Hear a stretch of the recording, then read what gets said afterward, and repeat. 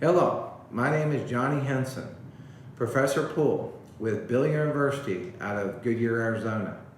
Today I want to talk to you if you're a pretty good pool player, I'd say above average pool player, maybe you're one of the top players in the league, maybe you're a tournament player and you're just getting started on, maybe winning a few tournaments, that you're definitely above average, okay?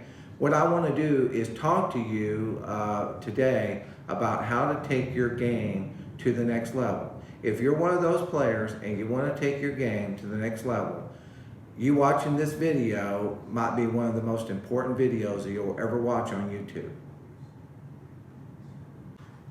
Let's say that you're a player and in practice or even in game situations, you've run, let's say, 2 racks to maybe 5 racks in a row.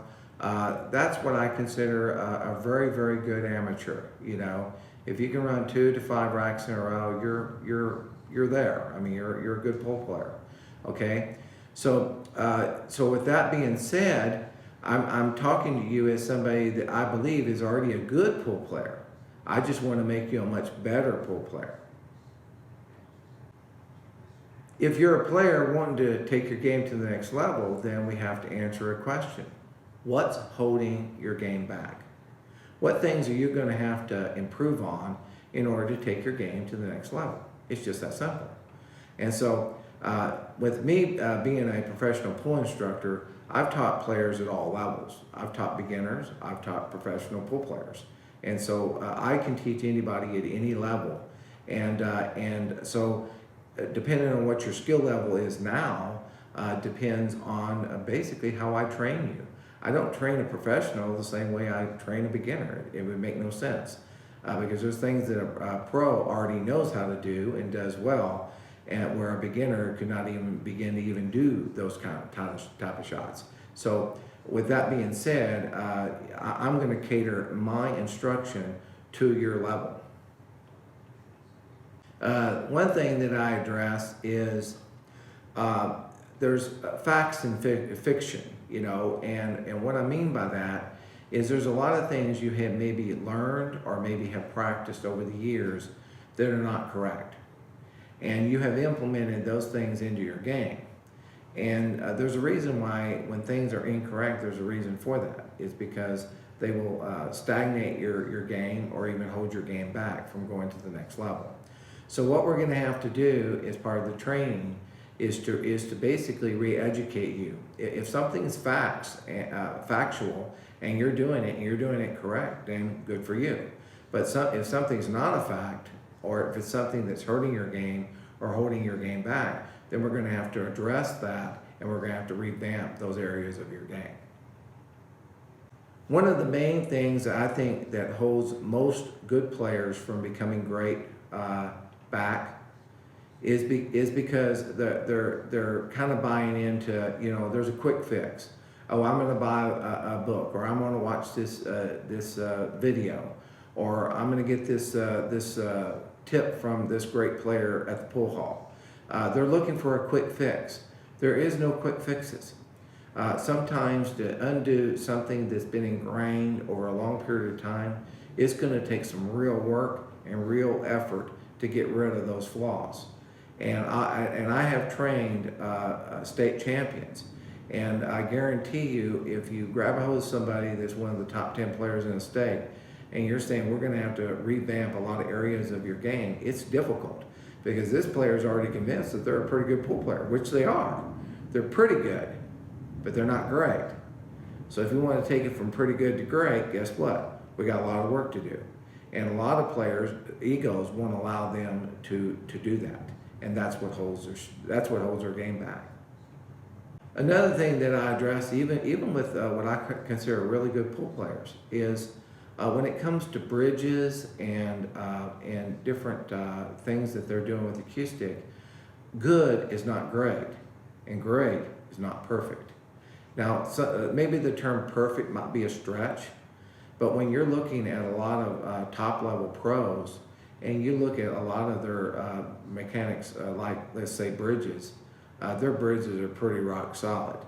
Sometimes when I'm grabbing somebody that's a pretty good pool player, but they're wanting to become great, we have to start looking at a lot of the avenues, a lot of the things that they're doing, and saying, are you doing a good job of that, poor job of that, or a great job of that? If you're not doing a great job at anything, then it needs to be addressed, it needs to be worked on, it needs to be revamped, and it needs to be taken to the next level. Okay, one thing that I cover with all students at all levels is stroke. 75% of your misses right now is not because you misaimed the ball. I will give you my word on that. 75% of your misses, you aimed the ball perfect. So what happens is you weren't able to deliver your cue stick properly. You were not able to deliver your cue stick online perfect, either online or at the perfect speed. Okay, so basically, if the stroke is 75% of your misses, then what's the number one thing that I need to work on with you as a student is your stroke, because that's over 3/4 of your misses is your stroke. Okay, so what we're going to do right now is we're going to briefly go over the different parts of the stroke and how. And I'm thinking of you as a pretty good pool player. You're a pretty good pool player right now. So when I'm reading over this list, I want you to think about the way you do certain things, okay? When I'm grading strokes, there's 10 parts to every stroke, and if you did all 10 parts absolutely perfect, you would end up with a 100% stroke or a perfect stroke, okay? Now, this was developed by teaching professionals, So let's say they're professional instructors or instructing the best players in the world. Well, the best players in the world do certain things correctly or better than average players. And so they narrow these down to the 10 major parts of the stroke. If you're doing all 10 of these perfectly correct, you've got a world-class stroke, and that's what it amounts to. So we're briefly going to go over this list, okay? First one is going to be bridge length. That's going to be where you put your hand on the stick. I will promise you, I see this all the time when I'm watching even professionals on YouTube or high-level amateurs. They're not always putting their bridge in the same spot every time. Sometimes they're here, sometimes they're here, they're all over the place. Well, if they have an imperfect bridge length, they're also going to have an imperfect stroke length. So let's say instead of putting your bridge hand here and having this be your stroke length from here to here, you put it here. Now you're short stroking the stroke because you can't draw it back as far. And so basically the bridge length and the stroke length go hand in hand. If you're doing one inconsistently, you're automatically going to be doing the other one inconsistently. So with that being said, a lot of times, let's say you're hitting the ball and you're wanting to go 3 rails and you want to get shape on this next ball. Well, if you don't put your bridge hand exactly where it's supposed to go and you don't draw your cue stick back as far as it needs to be drawn back, then chances are you're either going to be long or short on that shot. It's going to end your run, probably going to cost you the game or the match. And so when I'm explaining this, I'm explaining that there's no unimportant parts to the stroke.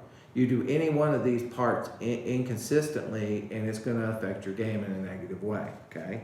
A loose grip. The number one flaw that all students come into my class come in with is a tight grip.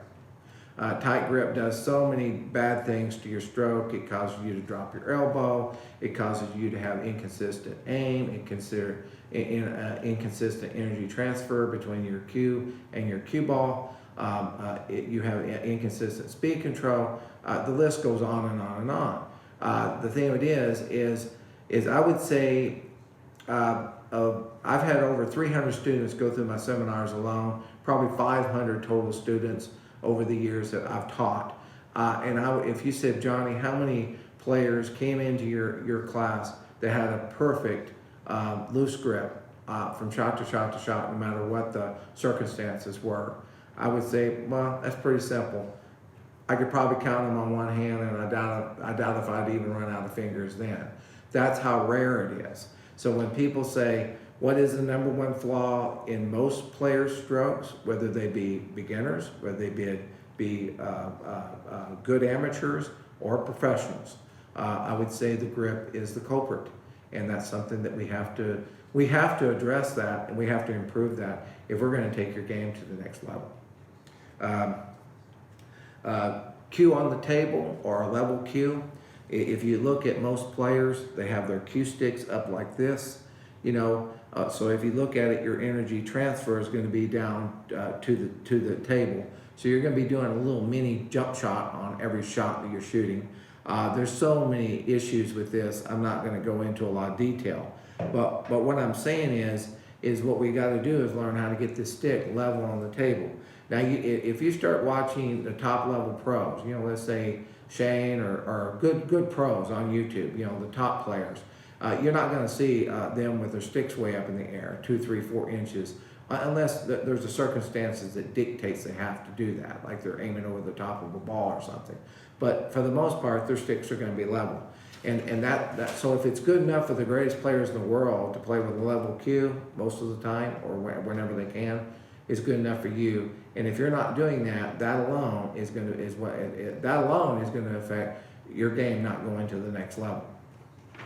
Okay. Proper bridge. I'll cover bridges with you. Like I say, most people coming into my school, they don't have very good bridges. They're not as solid as people think that they are. And so what I'm going to have to do when it comes to bridges is I'm going to have to really make sure that every time you make a bridge, that bridge is solid and worthy of you shooting a great shot. Okay. Your pendulum. I know a lot's been said about the pendulum. Like your back arm is like this. This is your grip hand. This is your stick. If you noticed, most top level players, the list goes on and on. I'm talking about professionals. The top professionals have very good pendulum for the most part. Okay, I've seen professionals where they're hitting the when they contact the cue ball, their stick is not even perpendicular. It's still back here. Some of them, when they actually contact the cue ball, their stick is a little bit forward, or some players even drop their elbow as they're hitting it. Okay, well, all that extra motion and all that stuff is going to cost you consistency. Because if you're dropping your elbow, or if you're not contacting the cue ball in the proper spot in your pendulum, then you're going to end up not only affecting your speed control, but it's also going to be affecting your Q-tip placement. Like you're thinking you're hitting, let's say, 1 tip below center, and you end up hitting a tip and a half or 2 tips below center. That's going to affect where the cue ball is going to end up. And likewise with follow. Let's say that you're thinking you're hitting 1 tip above center, and you end up hitting 2 tips above center. Well, now the cue ball is going to overroll. Okay. Well, then all that wasn't the fact that you lined up wrong, wasn't the fact you misaimed it. It's just the fact that you have such a poor a pendulum that it's negatively affecting a lot of your shots. It's going to definitely affect your accuracy, and it's also going to affect where you're leaving your cue ball. And so at the level that you're at, if you're not being meticulous about leaving your cue ball, it's going to be impossible for you to take your game to the next level. Okay. Okay. Cue ball address. It's surprising to me. Sometimes people come into my class are pretty good pool players, and they don't really have that consistent of a cue ball address. And I tell them, well, maybe it's because when they first started playing, they were kind of scared of the cue ball. So then sometimes they're real close to the cue ball, sometimes they're not.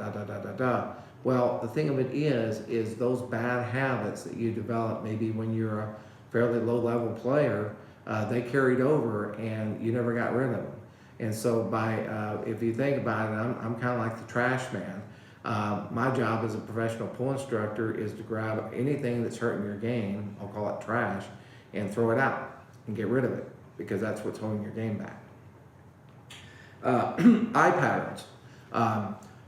It's surprising to me how many players come to me and they're doing 3 or 4 things at the same time with their mind.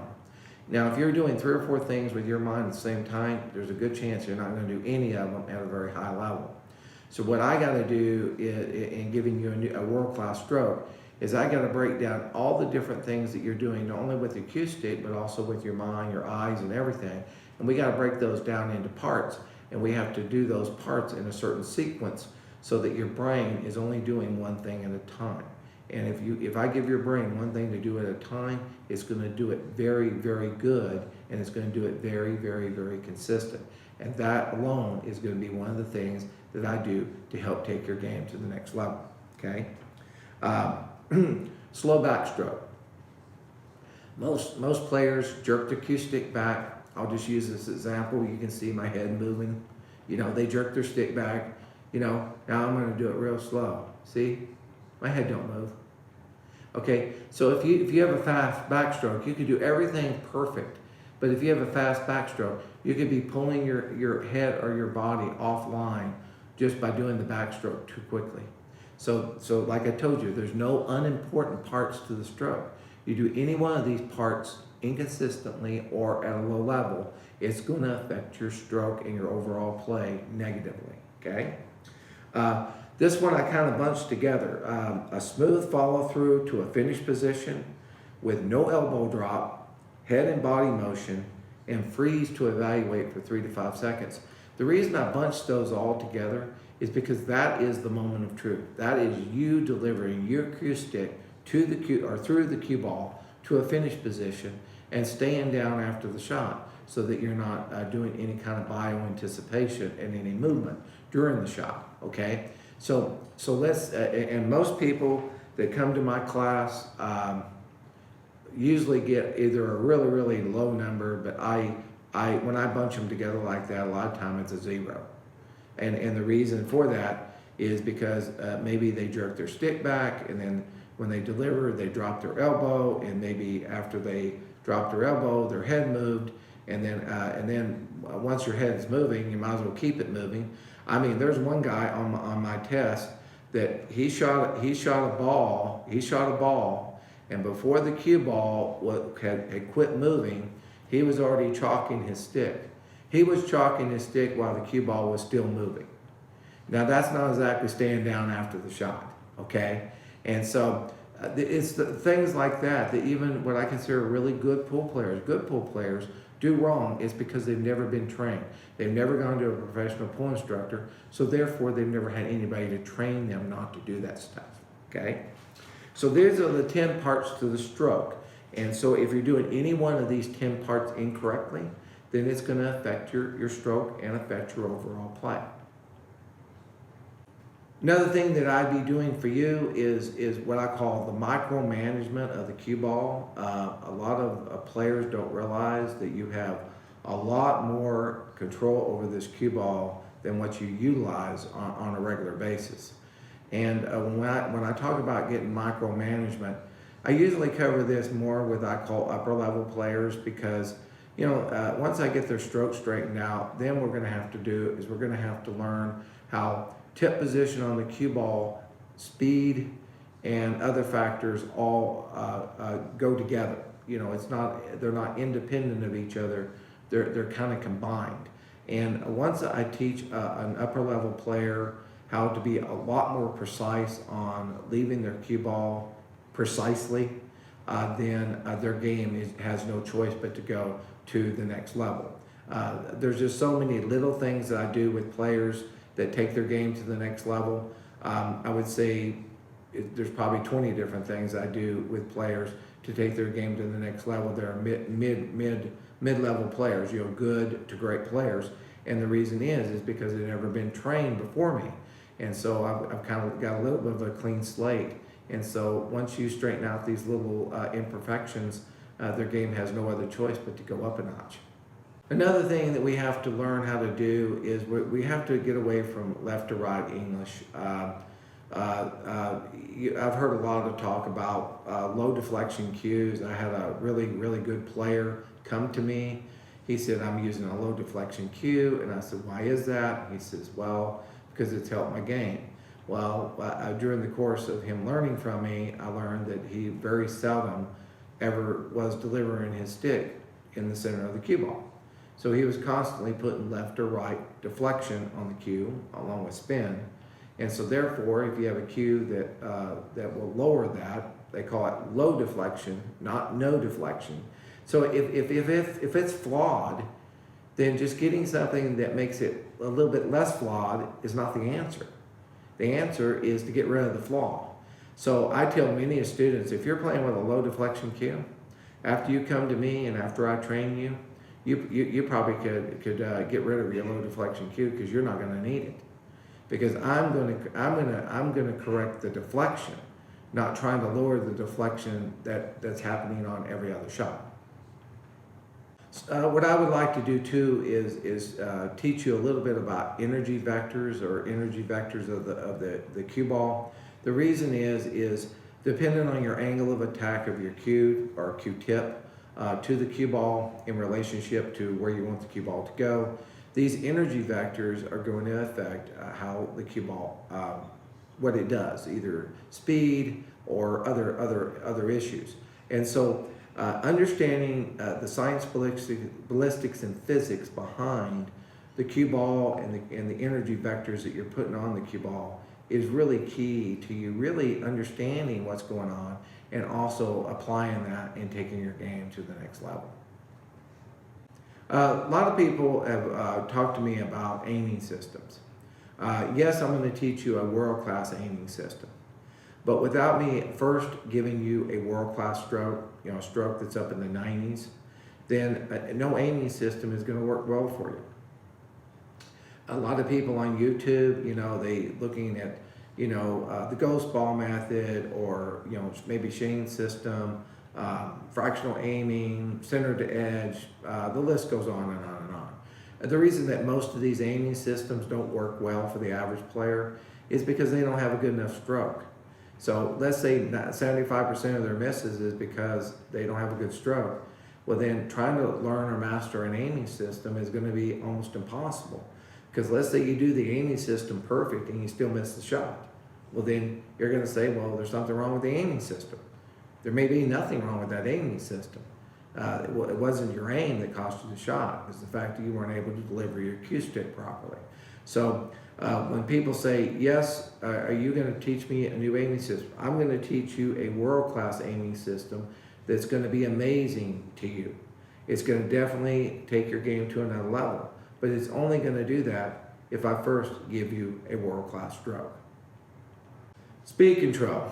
I teach a system that most professionals use. I call it professional speed control, if you want to call it that. But keep in mind, without a really good stroke, you're not going to have good speed control.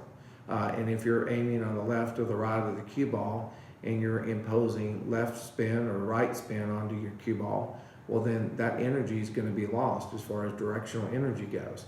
So when you understand that speed, there's a lot of factors that affect speed control.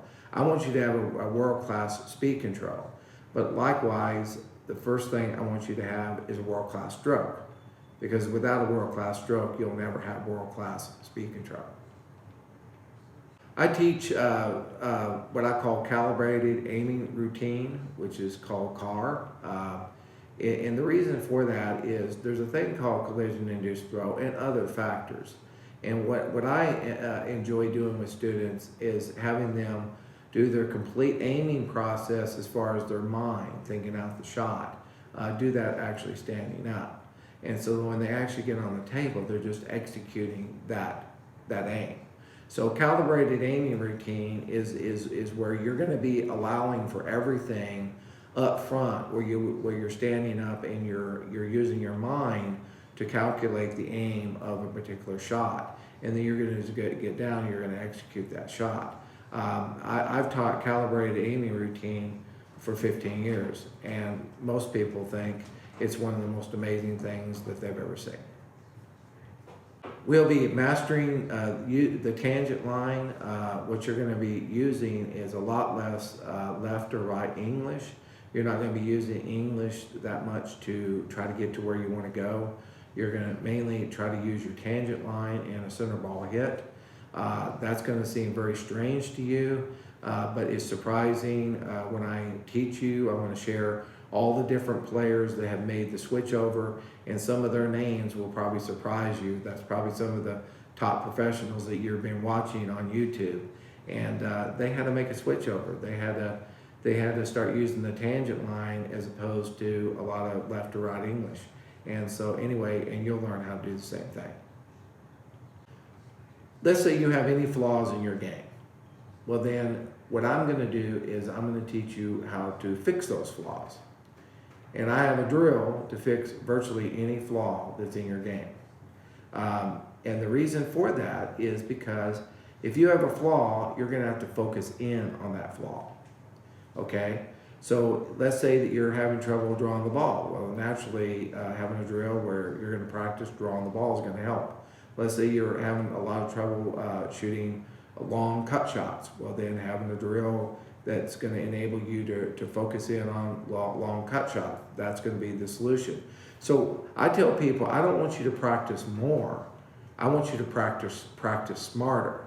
See, most people, what they do is they go down and they spend a lot of time banging balls. You know, they spend hours and hours and hours banging balls around, throwing balls out on the table, shooting them off, throwing balls out on the table, shooting them off. That's fine, and it may even be fun.